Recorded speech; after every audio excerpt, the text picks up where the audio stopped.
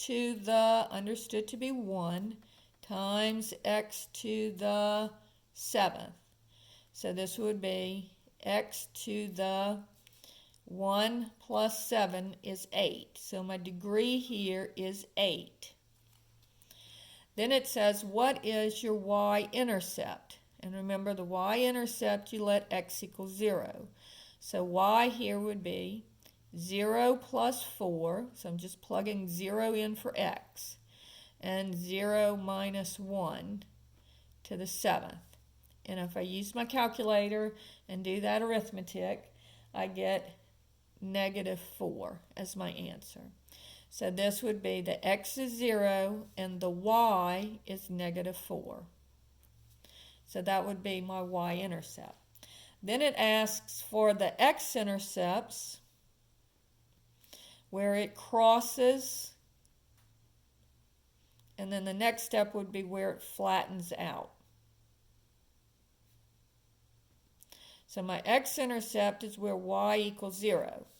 So I'll have 0 is equal to x plus 4 times x minus 1 to the 7th.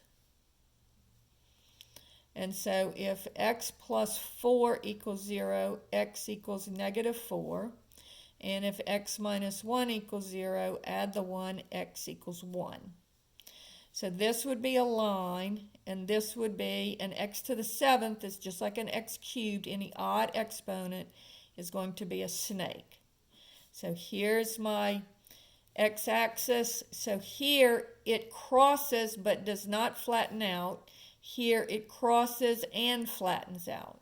So it crosses at -4, 0, because my y-axis is always, x-intercept, the y is always 0.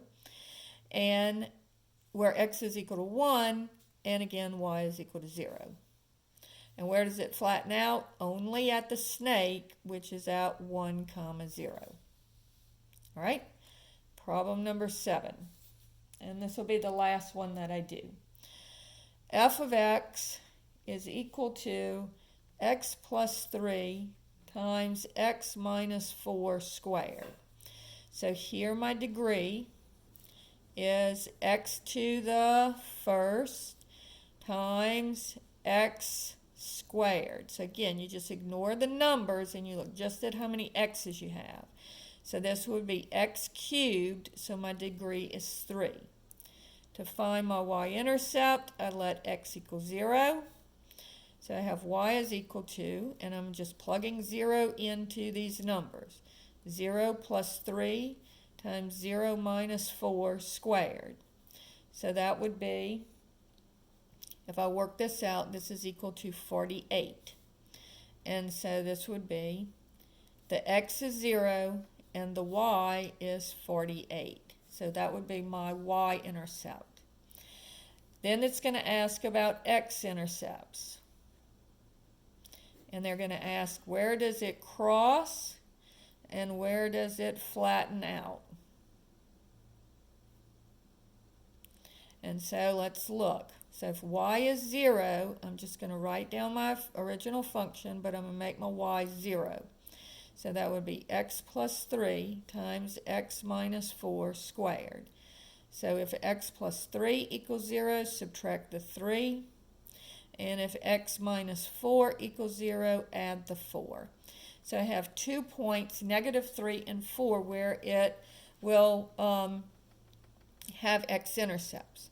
Now this one is x to the 1st power. So this one's going to look like a line.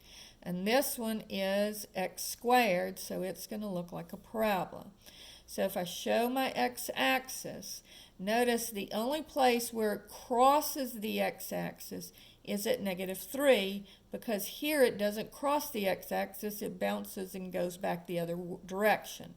So the only place where it crosses would be at -3 is the x and the y is 0. And then here it just goes straight across, it doesn't flatten out, and here it flattens out so that it can turn around. So the only place that it flattens out would be 4, 0. So just to kind of reiterate again, if it's a line, it crosses only. If it's a parabola, it flattens out only. And if it's a snake, then it crosses and it flattens out. And so that is section 5.4. If you're still having problems with it, let me know and I will give you some more information. Good luck on the test.